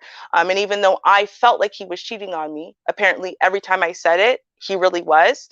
He thought it was eerie how I could just know. But I stayed. Why? Because he was giving me that validation from my parents that I desperately needed at the time. And that's why I stayed with him. And he said it. He literally actually said it. He cheats constantly, always has on every girl, including the one that he ended up marrying. Why? Because at the end of the day, he cheats with women who are not that good looking, who are overweight, who are insecure, who are not that popular because they treat him because he's a nice guy and he's a sweet guy and he thinks to buy roses and blah blah blah. And so he gets worshipped. He gets worshipped like he's a god. And you know what? They're willing to overlook. I wasn't willing to overlook the cheating and the lying and whatever, right? They're willing to overlook everything because they're so blessed and everyone keeps telling them that they basically got their Casanova. Oh my God, you're so lucky. Oh, he's the greatest guy ever. Oh, he's so sweet. Oh, he's so romantic. And that's why. And that's what he preferred. And he said that's literally what he preferred. Fat, ugly girls with, who are insecure. It's literally what he said. And he's not the only person I know who done it. A guy I know now is in his 40s who has a girl who's very young to me in comparison to him. She's in her early 20s, 23, pregnant. But he's always dealt with girls who are barely legal. And why? Because he finds insecure, very beautiful, but very insecure girls that he can use and manipulate who will worship him and think he's God's gift to life and tell him he's so secure and manly and so adult, even though he's basically a grown ass child. But in comparison to them, he's very adult, right? In comparison to an 18, 19-year-old, man, a 40-year-old who lives on his own and doesn't have to answer to nobody, been drinking for years, knows all the spots. Yeah, that's grown. Right? It's a sad reality. But most of us as women, a lot of us have lived through it. It's just what it is. It's a very real thing. It's not one or two guys. It's not, oh, just the hood boogers. It's not just, oh, the ancient guy. It's not just, oh, the gangster guy. Because a lot of people like to brush this stuff off like it's not pervasive. It's everywhere. Uh, question about that, and I mean, I want to. Did you ever feel like Did y'all ever feel like and shout out to everyone in chat. Um, Shout out to everyone. Much respect, much love. Um, I purposely dated down. I was in a point in my life I didn't want to date up. I didn't want to date. People talk a good talk about dating their equal, but some people knowingly date down because they feel like subconscious in the back of their mind, this is what I get for what I did. So this is what I deserve. Yep. So Self-punishment. right. So him treating me the way I he treats me, you know, no, no, no. Like I said, y'all got to know, like BMT, I don't mind talking about me. That's why I said nobody could ever dox me. I'm too open about me. That's the scary thing about me. You know, I want it to be where when my kids look at my channel and when they take over my channel, they'll know everything about that. This is kind of like my chronological journey. And I'm telling y'all, like Denini was saying earlier, why some fellas normally choose to just go get pussy is because they feel like that's pretty much the basis all they just deserve. I date in their mind, they don't deserve a woman. They just deserve whatever they can get. And if that means a scrap. I would like to have a quality woman. What's going on, Spiritual Hulk? I haven't seen you in a while, fam. But I'm not worthy enough. It might be where Ruby and Denini, two girls, they like, you know what, girl, why you let your man put his hands on you like that? And Denini knows in her mind that she don't deserve that. But she's like, nah, like, this is just, everybody's telling me I got it good. Everybody telling me this is as good as it's gonna get. Everybody telling me, this maybe I did something to him to piss him off because everybody else loves him. So knowingly, and I gotta be real, for fellas, the reason why a lot of men are comfortable with a woman abusing them because they're afraid to actually have a standard and say that hurts. Stop.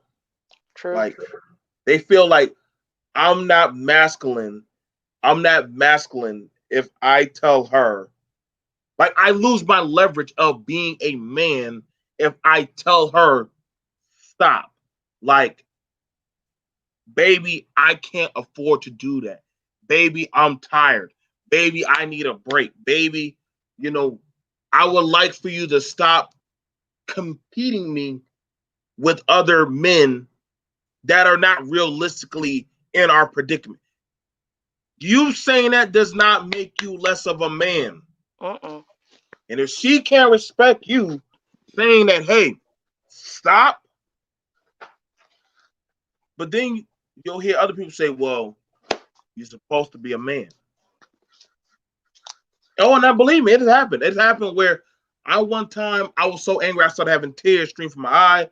I had to pull the car over and just get out because I knew I would have crossed that line and start swinging. You see, that's the problem. Fellas, we don't realistically learn how to actually convey our feelings to our women. And that's fair. I could probably ask the women, but have they ever? How hard is it to pull feelings from their men? And they'll probably say, "Shit, like you gotta be cryptic and read the signs on the wall, or hopefully some stuff,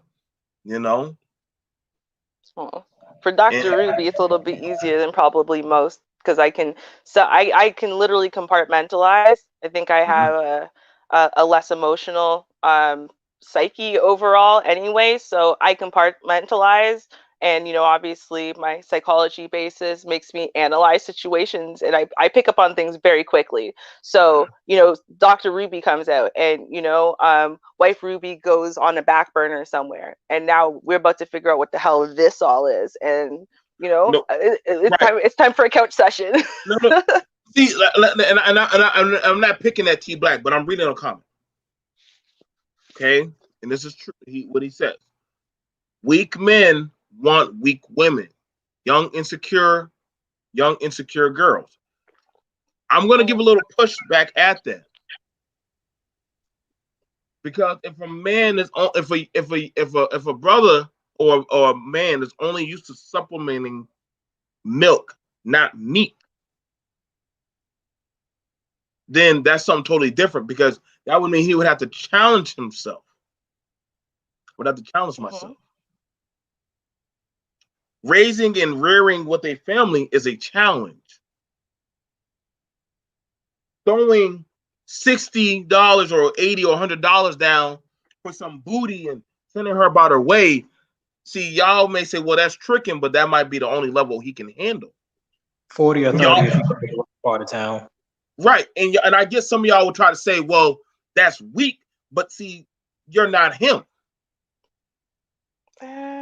I think there's a difference, though, between paying for a trick and only dating young, weak, immature girls. Well, see, we're looking at it. See, I don't want to put it as young, immature girls, because I know some women that they're like, I don't want to date. I just want the money, sex, and I'm out. No, but that's what he said. He didn't, because there's a difference between a trick and a girlfriend, right? And we like, they're not the same thing. Paying some chick for half an hour to get off to scratch an itch is different than a girl you deal with for a period of time, a few months or whatever. That's your girl. That's the person you're texting and calling, and even if it's something casual, it's still someone you're building something with. So I think those choices should necessarily be different. Same thing with a woman who's going to choose a man for casual sex versus choosing a man to start a relationship with that she's trying to build something with. Those choices should necessarily be different.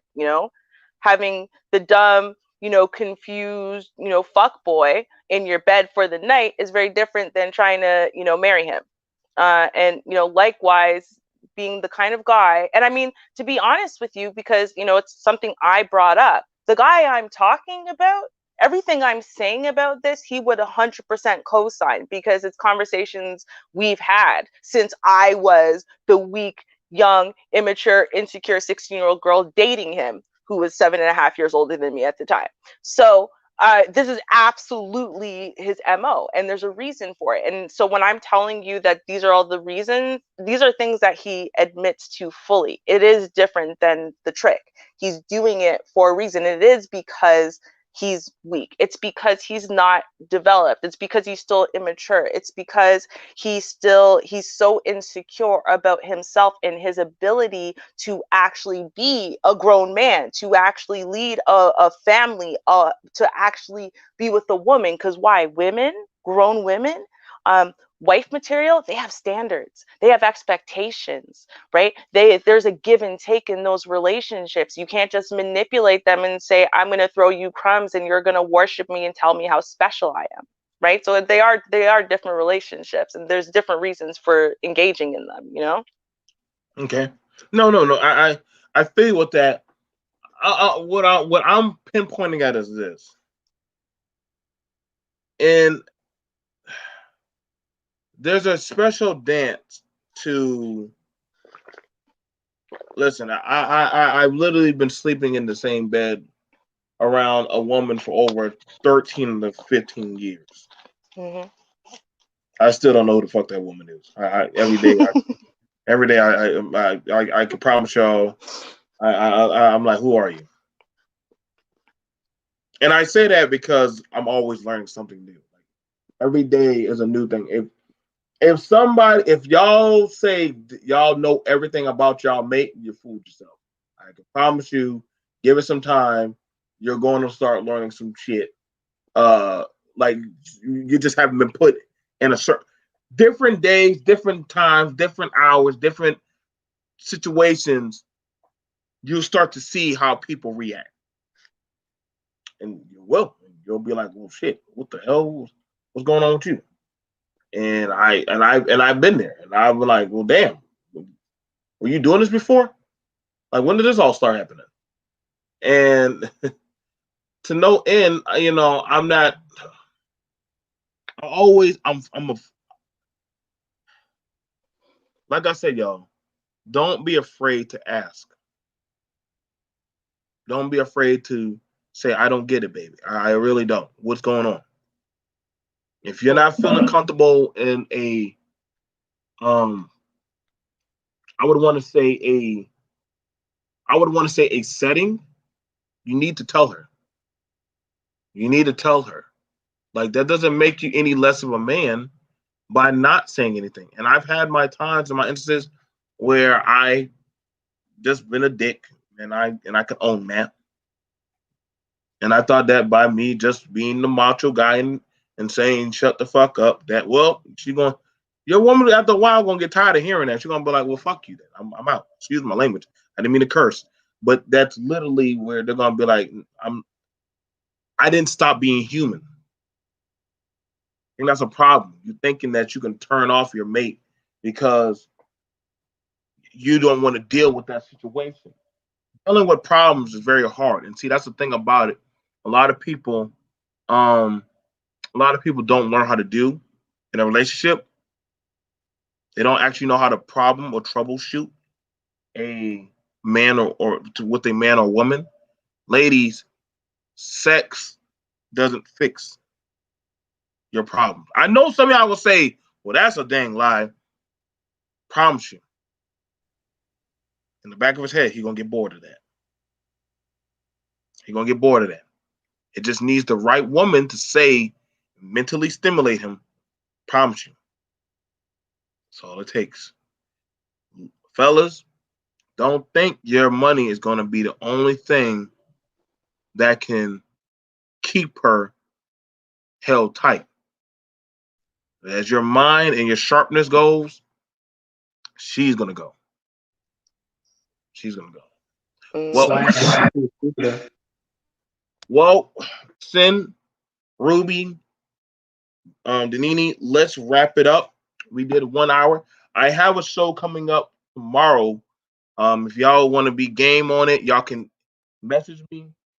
Um, I'm I'm not your I'm not. It's pretty much going to be about um are women tired of being their man's mama?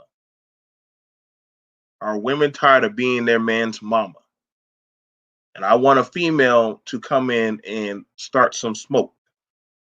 I want the fellas to get the rebuttal because Okay. I've literally heard the clap of a woman telling me that she said that her man keeps comparing her to the mother. And I said, that really a thing? Are women really being compared to the mama? Or like she feels like she is with a boy? Or is that something that's not really a thing? That's just some kind of thing. Are black women really feeling like they or women in general, are they feeling like these mama boys are trying to make them their new mama?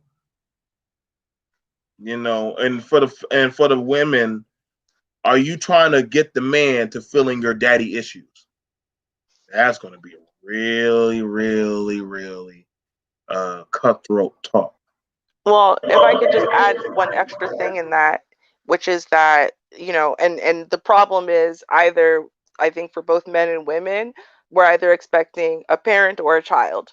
And I think that if you were to do either the parent or the child, then yeah, you're covering a large amount of people because, I think that the daddy issues that we see in women, for example, play out often in kind of like, the whole thought culture. But Mm-hmm. when what you do see that's really problematic is, in my opinion at least, is the women who think that men should be like their children, In a Ooh, lot of ways, that relationship dynamic should be mother to child instead of man to woman. And then, on the opposite side, yes, you do see, and I mean, we speak about this all the time, men for some reason who think that women are children and should be treated as children. Um, but I think, yeah, a very problematic issue within relationships that are actually ongoing and lasting is that issue. And I've been through that issue, yes, absolutely, where you fall into the mama role, because if you fall into the, you know, uh, build a bum kind of scenario where build the you bum. find them, yeah, build a You bum. know That's Jay's gonna run with that one when she hears that. Lady Mocha came up with build a bum. I just thought it was hilarious. But no, you it's that whole, you find the guy with potential and you're going to build him. You're going to build him into the man he could be. But if you fall into that role and he's letting you do that actively, then it is a parent child relationship. The problem is if you end up building him and he gets to the place where now he's full grown, he sees you as a mama, so he doesn't want you. And that's why he's going to drop you and go find a woman who sees him like a man and that he can see as a wife. So yeah, no, I think it's a great topic. Sorry, I know that like No, no, no. We gonna totally expanded, listen. but It's coming tomorrow. It's coming tomorrow. There's gonna be a mhm. lot of feelings brewing. There's gonna be a lot of feelings brewing for that one. I'm just letting people know. I'm not sparing no BMT. You should tell men sex doesn't solve her problems and money. That's gonna be hard. That's gonna be all day on that. But can I add something about complacence before we go?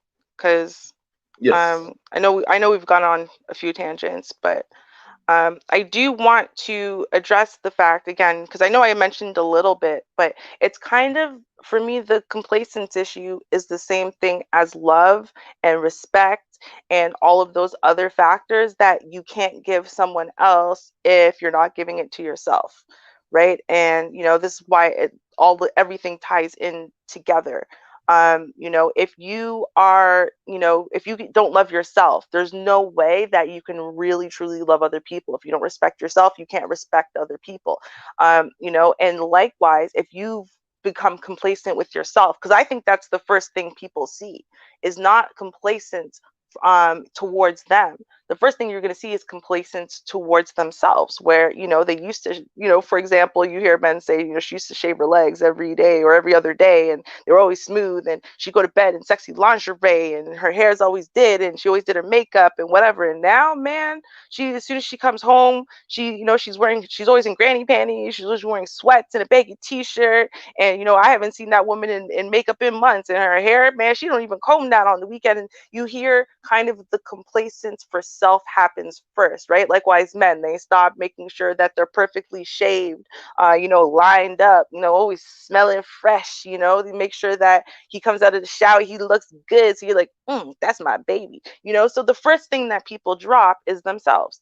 They become complacent with themselves. And so when you become complacent with yourself, you stop feeling good about yourself.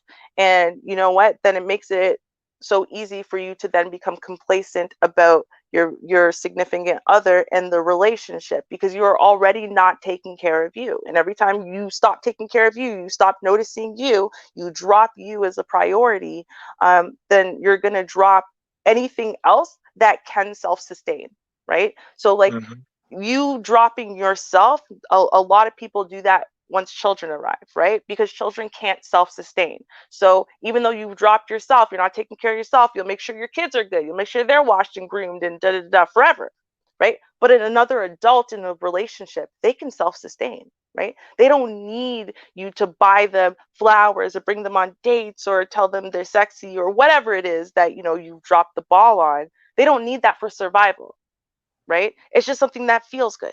It's just something that a little extra frill you throw on life. So, I think that that's what it comes down to. And depending on your relationship and what it was that you shared that was special, you have to find a way around your busy schedules and everything else, to find some ways of telling yourself that, hey, I still matter too. Yeah, my appearance still matters too, or my health still matters too. You know, and when you can do that, it's easier for you to remember to give that to your spouse as well. So that's just my final thought on that. Thank you. You're welcome. Danini, I see you in the chat. I don't know who the heck you fighting, but you fighting somebody, girl. I'm not fighting anybody. You didn't see me type in response to I them. saw you just smiling. I don't know who to do this in the chat. I don't know. You But know see, what I'm saying? that's Y'all, Danini is my guest. You know I rock with her. You know what I'm saying? We usually like to tag team and beat up Big James. But you know, you know, he ain't here right now, so we'll leave him be. right. Probably, But see, that person had been throwing shots the whole time they've been in the chat, and I've been very respectful to your channel. You talking you about that have Christian? been. You have been. Don't worry. When we have the other shows, I will definitely let you know when you can Yes. cut loose. Let me I will let you know when we can cut loose. This time, for right now, we were just being very respectful, and I think that was pretty good. I think we did a good job. I hope you definitely enjoyed yourself. Yes. I hope you definitely enjoyed yourself. I just want, like I said, y'all, we showed that, you know, and I love all of y'all. Christopher, I love you. What's going on? Oh God, Christopher, I don't know why you putting all that in there.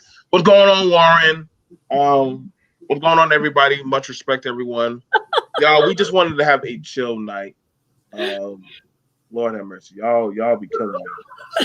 Y'all be putting in the chat. All right, so go ahead, Sin, and then after that we got Danini. So go ahead. Closing notes. Complacency is a real thing as far as relationships go. I wouldn't recommend letting that get to you, because you can, as long as you're in the game that is life, you know, you can always wind up losing everything. You gotta stay on your toes. That's about it. Treat who you got right. You're not guaranteed to find another one. Okay. And Danini, you have the final words. You have the final say to take us home. Y'all know I'm slow. I ain't got no final word. What, Danini? You ain't got no final word. That's what I said. You see how when we finally give Danini the mic and she actually has full control. Danini, like, I don't know what to do with all this power. Well, this my thing is, to me, is there is no right or wrong relationship. I think it's more of people need to get out there and date and talk and get to know each other without trying to get something out of the other person. And I do believe in sacrificing your own happiness for someone else's, because if you find someone that would do the same, then you're both will be happy because you're doing it for each other. Mm-hmm. So that's all I wanted to say. I don't like the selfish thing at all. I think what we'll do, Danini, we'll do a parent combo, okay? Yes. We'll do a parent combo, okay? Yeah. There's not a lot of parenting combos. I gotta go find parents and go have a parent combo. You know what I'm saying? You and Ruby did y'all killed it. I'm gonna find a parent combo. You know, I gotta find, but y'all parents can't be in all in that bitter crap. I don't have time for y'all bitter crap. I don't have time for y'all talking about y'all revenge tactics of chasing or hounding down that one woman or that one man. I'm here to talk about parenting 101. There's an art to that. You know, if y'all, I can just try to pass that, I'll be okay. So I just want to tell y'all guys, first of all, respect, much love to all of y'all. You guys, y'all did a good job. This is BMT when I'm chill. I'm in my zone. I told y'all. Y'all already know. I don't really go to that many channels much anymore. I literally in my own sanctity of my zone. Shout out to y'all. Probably by the time I finish dropping this video, we'll probably hit over 18.4K So we're doing our numbers. Um, Shout out to BBN Network. Shout out to the BBN channel on the Black Balance Network that is brought to you by you already know who. And literally, we're still going strong with the content and actually still building. Shout out to all the mods that are in the chat. You guys are amazing. I don't even have to tell y'all what to do. My mods are hard headed. They don't play games. They really don't. Hell, they're more harder on me. Um, y'all, no more political content for a month for me. For the rest of this month, I'm not talking about politics unless it's something where somebody just kaput. But other than that, I don't feel like talking about. I don't feel like talking about politics. I just don't. There's just so much more going on. I don't know about y'all, but my household did not stop. Regardless of whoever gets in the house, this is my White House. I know that's right. So I don't care about that. I think that's for all of us here, all four of us. There's bigger things going on at hand, regardless of who would have got it. We're worried about what's here. That's the problem. Y'all worried about what's going on in the next man's house. Worry about your house. Worry Right. about your house. That's a fact. Yeah, I like the way you said that. So I'm saying, so that's the thing about it. We gotta be for real about, man. I'm so we and like I said, I mainly did this show. Whenever I do certain shows, it's mainly I'm talking from a point of conviction from my own spirit. Mm. So regardless of however people judge me, I'm doing the judging on my own self. You can't shame me because I'm telling on myself. All right. So BMT, I know you and y'all are separated. I know. I told you. BMT, I know. Yeah, I tell y'all these things. I want y'all to understand. People swear up and down just because. Well, if you have two parents, the child. No, sometimes one parent is good too.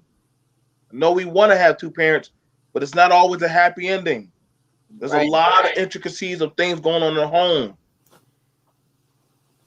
Sometimes your mama had to take you and your brother and sister and leave for y'all's safety. Yeah. Sometimes your daddy said, out of respect, I love y'all, but I don't love your mama. So out of respect, I'm going to leave. And sometimes both parents knew we weren't ready for you. So instead of harming you, we had to give you to your auntie or your grandmama. And I've seen a lot.